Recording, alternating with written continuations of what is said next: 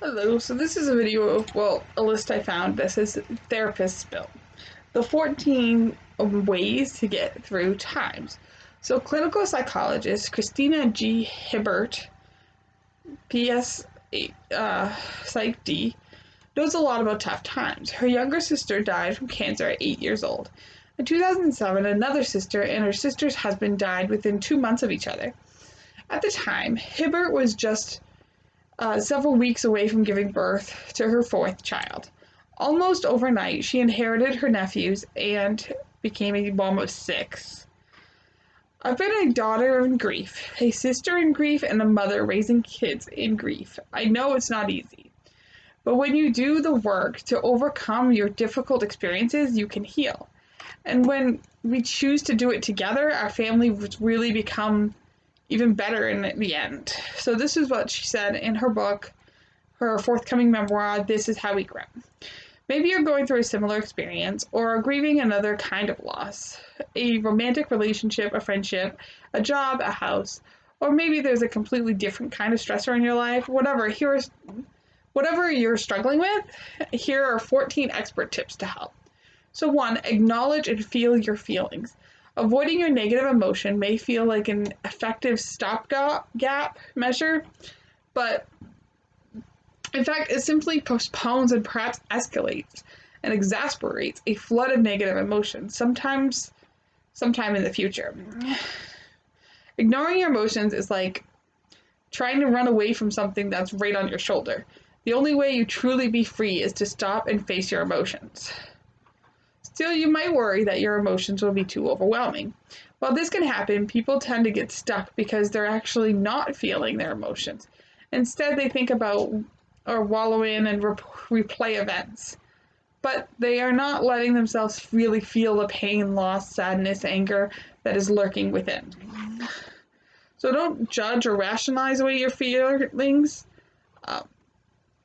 Accept them as part of your journey. 2, talk about it. When people bottle up challenging situations, the problems grow and mutate into horrible worries and anxieties.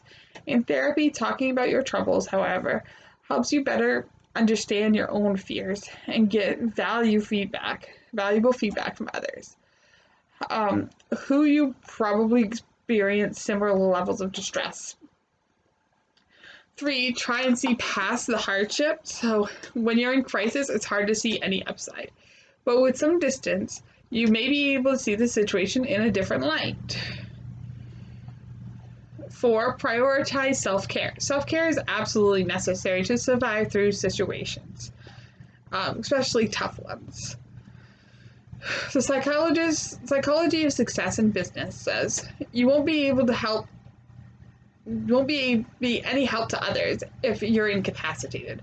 While you might not have time for your usual healthy habits, you can still take good care of yourself. For instance, if you can't prepare a nutritious meal, keep protein bars in your bag. She said if you can't go to the gym for an hour, take a 10 to 15 minute walk around the block.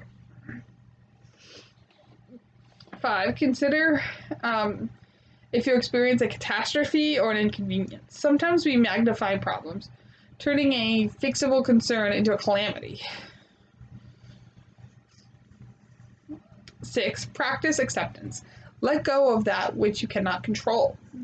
To start, make a list of everything you don't have control over. These are the things you can stop worrying about. 7, ask for help. You might assume that you can and should handle this difficulty time on your own. Many people do.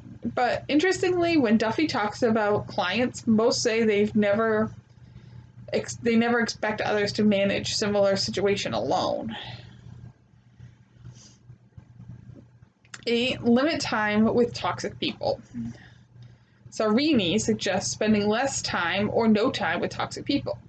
These are individuals who are not supportive or reliable and don't have your best interest at heart, but they don't listen to you and might even be crucial, judgmental, or demanding.